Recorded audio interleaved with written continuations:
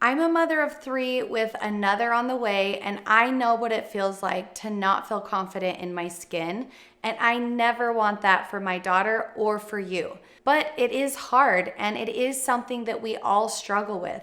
So today we're going to put on a new lens together, and I will share with you 5 tips to help shift your perspective so you can feel more confident in your skin. Number 1, and probably the most important, is that you have to know your worth apart from your body. You have to separate the two.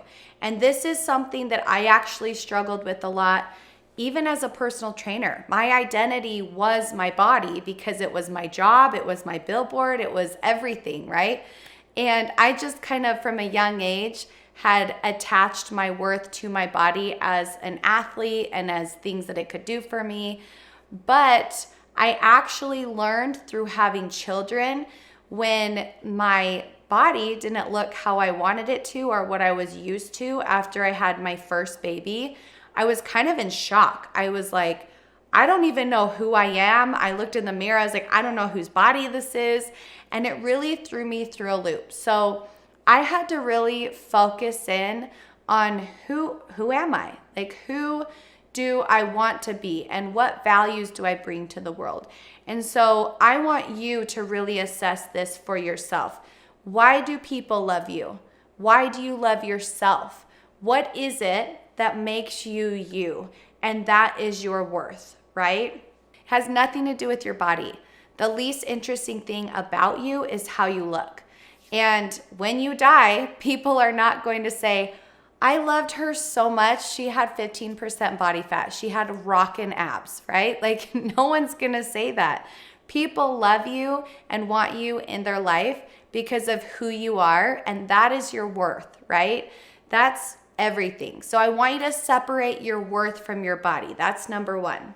Number 2 is kind of an exercise that changed everything for me. So I really want you to take this to heart.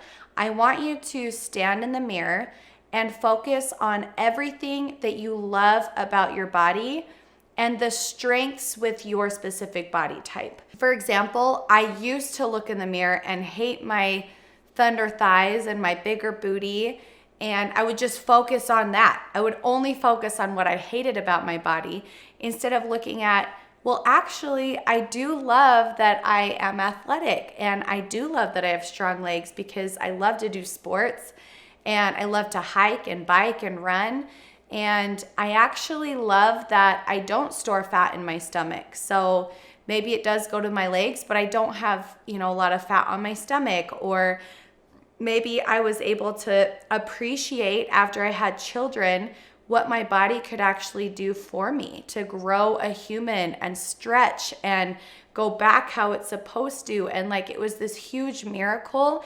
And I started seeing my body as not just, how it looks, but actually a vehicle to make my life better. And I started appreciating my body more. I would give it love. I would send it gratitude. When I had negative thoughts about myself, I'd remember, no, like, I want to feel really good, and I'm very grateful for all aspects of my body, even if it doesn't look how I want, or even if I have trouble areas. And I cannot tell you the difference that made. So stand in the mirror and really look at yourself and just send yourself love and gratitude and focus on everything you're grateful for. Number 3 is stop comparing your body type to someone else who has a completely different body than you. So I fell into this trap when I was in high school, and I, was a little stockier. I was a mesomorph body type, so I could build muscle quicker. And I'd compare myself to these like long, lean dancers. We had completely different body types. I will never look like that dancer. She will never look like me. And so the problem is I was comparing my worst to her best. So I would look like at my legs and want her dancer legs. And then she was looking at my abs and wanted my abs. And you're just comparing your body types, and you can't do that because everybody has different trouble areas. Everybody has a best feature. Everybody is so different. So I want you, instead of comparing yourself to other people, to focus on the best version of you. What can you do for your specific body? And that will help you not to feel as frustrated as well. Number 4 is focus on the positive self-talk and actively stop yourself from talking bad about yourself. And I think every woman kind of has to do this at one point or another, but you are human. You're naturally going to have these thoughts that come into your mind like, oh, I'm not good enough, or oh, I don't feel my best today, or I look bloated. But you always can change that story to flip it to something better. Like, okay, maybe I feel a little bloated today, but that's okay. Maybe I ate a little more and I can just get right back on track with, my healthy eating and my activities. And you don't have to give it power. Like, you're going to have these negative thoughts come in at one point or another, but you can always switch it and you can always change it to be positive. And what you focus on expands. So if you're focusing on all the positive things about your body and everything you love about it, that's what you're going to see. If you're focusing on all the negative things that you don't love about your body, that's what you're going to see. And believe me, right now, I'm in my 3rd trimester with my 4th baby, and it's easy for me to have those thoughts of like, oh, I feel so big and so huge and I can't move. But I stop those thoughts actively, and it's hard, it's not easy, and I switch it to, wow, I am so grateful. My body is so cool that it can expand and house this baby, and I'm so grateful for a healthy body and a healthy baby, and that I can go for walks and that I can move my body and that I feel really good, and really trying to focus on the positive. So I want you to try to focus on that positive self-talk instead of the negative. Number 5 is changing the lens that you see through.